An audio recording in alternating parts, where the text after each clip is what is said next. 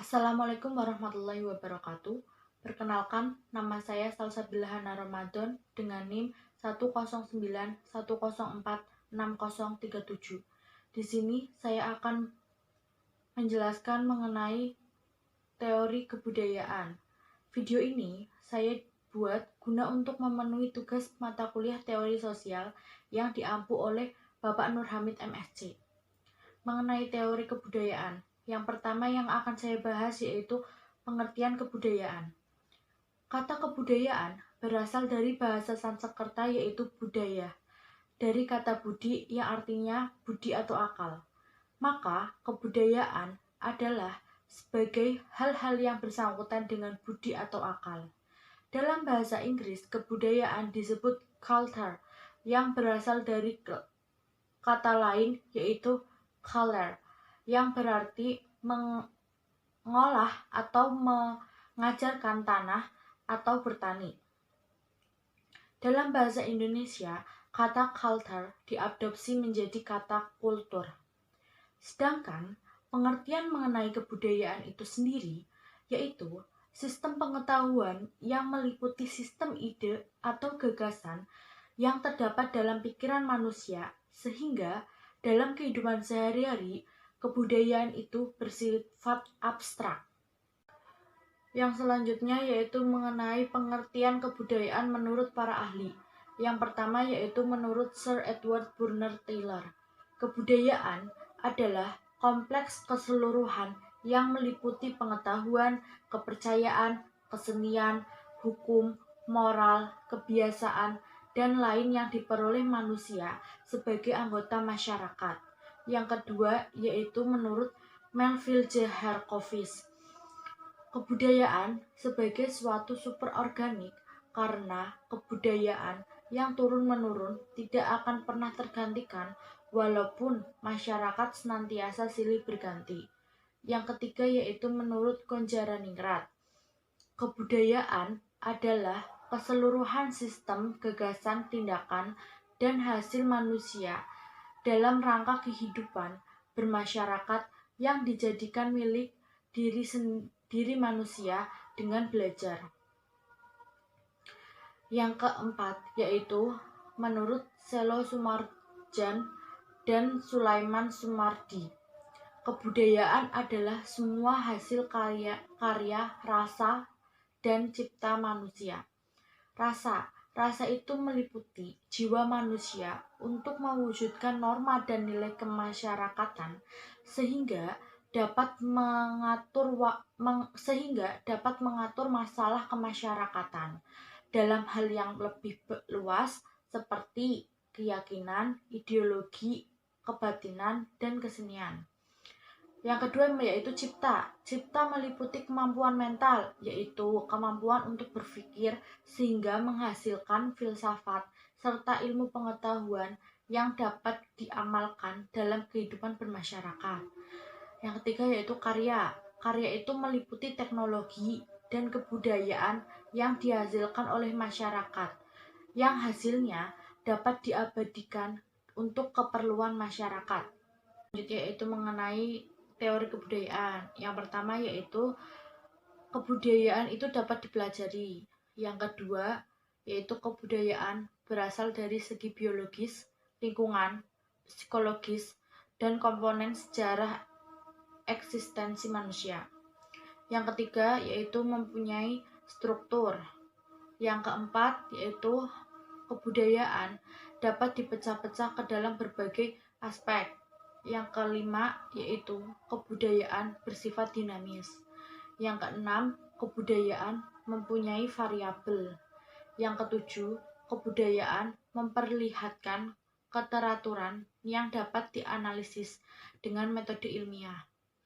Yang kedelapan, kebudayaan merupakan alat bagi seorang individu untuk mengatur keadaan totalnya dan menambah arti kesan kreatif. Selanjutnya yaitu bentuk kebudayaan. Bentuk kebudayaan itu ada dua. Yang pertama yaitu kebudayaan materi dan kebudayaan non-materi. Kebudayaan materi terdiri atas benda-benda hasil karya dari suatu kebudayaan yang meliputi segala sesuatu yang diciptakan dan digunakan oleh manusia dan mempunyai bentuk yang dapat dilihat dan diraba yang memiliki nilai lisan. Contohnya yaitu seperti rumah, pakaian, mobil, kapal, gedung, dan pesawat televisi. Jadi, kebudayaan materi ini intinya yaitu kebudayaan yang bisa dilihat dan diraba dan memiliki bentuk. Yang kedua yaitu kebudayaan non-materi. Kebudayaan non-materi terdiri dari kata-kata yang dipergunakan orang, hasil pemikiran adat istiadat, keyakinan dan kebiasaan yang diikuti anggota masyarakat, norma-norma dan adat istiadat. Contohnya yaitu seperti berbagai norma yang mengatur perilaku manusia, seperti norma agama, norma hukum, norma kesopanan, dan norma kesusilaan. Yang selanjutnya yaitu mengenai wujud dari kebudayaan. Wujud dari kebudayaan ini ada 3. Yang pertama, wujud kebudayaan sebagai kompleks dari ide-ide gagasan, nilai, norma-norma, dan peraturan. Wujud yang pertama ini adalah wujud yang paling ideal, bersifat abstrak, tidak dapat diraba atau difoto, berisi tentang pengetahuan, nilai-nilai, etos, pandangan hidup, kepercayaan, dan lain sebagainya. Wujud ini itu berada di alam pikiran warga masyarakat, dan gagasan ini itu saling berkaitan satu sama lain, menjadi suatu sistem budaya yang disebut dengan adat istiadat. Yang kedua yaitu wujud kebudayaan sebagai suatu kompleks aktivitas serta tindakan berpola dari manusia dalam masyarakat. Wujud yang kedua ini bisa disebut dengan sistem sosial, sistem yang ada di masyarakat. Yang ketiga yaitu wujud kebudayaan sebagai benda-benda hasil karya manusia.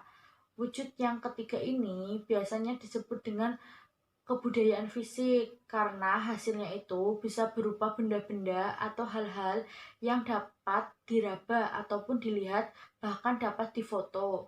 Contohnya itu seperti pabrik baja, menara, kain batik, dan benda-benda lainnya. Yang selanjutnya yaitu komponen-komponen kebudayaan. Yang pertama yaitu kebudayaan material. Kebudayaan ini lebih menyangkut kepada ciptaan yang nyata, konkret, yang dapat dihasilkan dari suatu penggalian arkeolog, yaitu seperti mangkok tanah liat, perhiasan, senjata, dan lain sebagainya. Yang kedua yaitu kebudayaan non-material, ciptaan-ciptaan abstrak yang diwariskan dari generasi ke generasi, seperti dengan dongeng, cerita rakyat, atau lagu, atau tarian tradisional, dan lainnya. Yang ketiga yaitu dengan lembaga sosial. Yang keempat, sistem kepercayaan. Yang kelima yaitu estetika. Nilai estetika ini sangat perlu dipahami agar pesan yang disampaikan ini bisa tersampaikan. Yang keenam yaitu bahasa.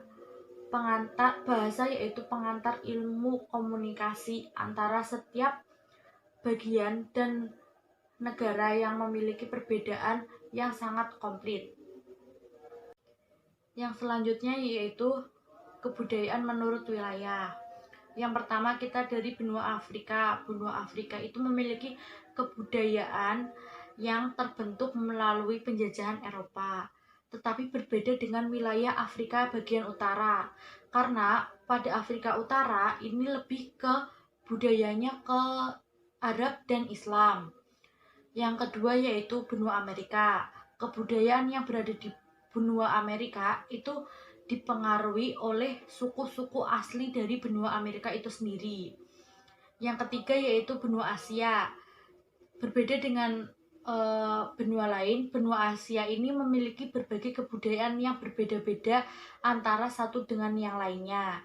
Seperti kebudayaan Tiongkok, ini tuh terdapat di Jepang, Korea, dan Vietnam. Selanjutnya di bidang agama yaitu jika agama Buddha dan Taoisme itu banyak mempengaruhi di daerah Asia bagian timur atau Asia Timur. Sedangkan Islam itu lebih ke wilayah Asia Selatan dan Asia Tenggara. Selanjutnya yaitu benua Australia. Benua Australia ini lebih kepada kebudayaan Eropa dan Amerika, tetapi lebih dikembangkan lagi dan disesuaikan kembali dengan lingkup Australia. Yang selanjutnya yaitu benua Eropa. Benua Eropa ini lebih dikenal dengan kebudayaan Barat, karena kebudayaan ini sudah banyak diserap oleh kebudayaan lainnya. Yang selanjutnya yaitu Timur Tengah dan Afrika Utara. Tadi sudah dijelaskan bahwa Afrika Utara lebih ke kebudayaan Arab dan Islam. Nah, di sini iya, Timur Tengah dan Afrika Utara ini kebudayaannya dipengaruhi oleh nilai dan norma agama Islam. Yang selanjutnya, kita akan membahas mengenai dampak masuknya budaya asing. Masuknya budaya asing ini memberikan dampak positif dan dampak negatif. Dampak positif yang pertama yaitu kemajuan di bidang teknologi, komunikasi, informasi, dan transportasi yang dapat memudahkan kehidupan manusia. Yang kedua yaitu kemajuan teknologi menyebabkan kehidupan sosial ekonomi lebih produktif, efektif, dan efisien, sehingga membuat produksi dalam negeri mampu bersaing di pasar internasional. Yang ketiga yaitu kemajuan teknologi mempengaruhi tingkat pemanfaatan sumber daya alam secara lebih efisien dan berkesinambungan. Yang keempat yaitu kemajuan iptek membuat bangsa Indonesia mampu menguasai iptek, sehingga bangsa Indonesia itu mampu sejajar dengan bangsa-bangsa lainnya. Itulah dampak positif dari masuknya budaya asing. Selanjutnya yaitu dampak negatif.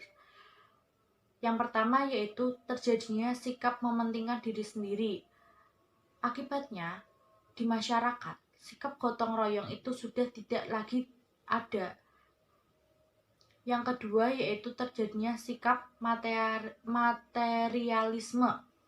Yang ketiga yaitu adanya sikap sekularisme, yaitu mementingkan duniawinya dibandingkan dengan nilai-nilai agama. Yang keempat yaitu timbulnya sikap bergaya hidup mewah dan boros. Yang kelima yaitu masuknya budaya asing yang tidak sesuai dengan nilai-nilai budaya bangsa, seperti adanya seks bebas. Yang selanjutnya yaitu hubungan antar budaya. Yang pertama yaitu akulturasi. Akulturasi adalah perpaduan dua kebudayaan baru namun masih ada unsur kebudayaan asli. Contohnya yaitu bangunan Masjid Demak.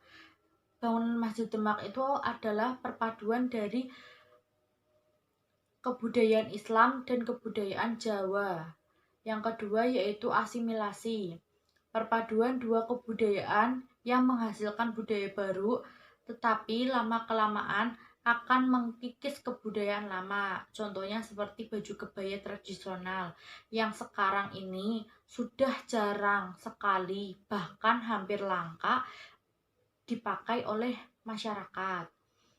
Yang ketiga yaitu sintesis, yaitu perpaduan dua kebudayaan yang menghasilkan budaya baru tetapi menghilangkan budaya lama. Yang keempat yaitu penetrasi, yaitu masuknya suatu budaya dengan cara kekerasan.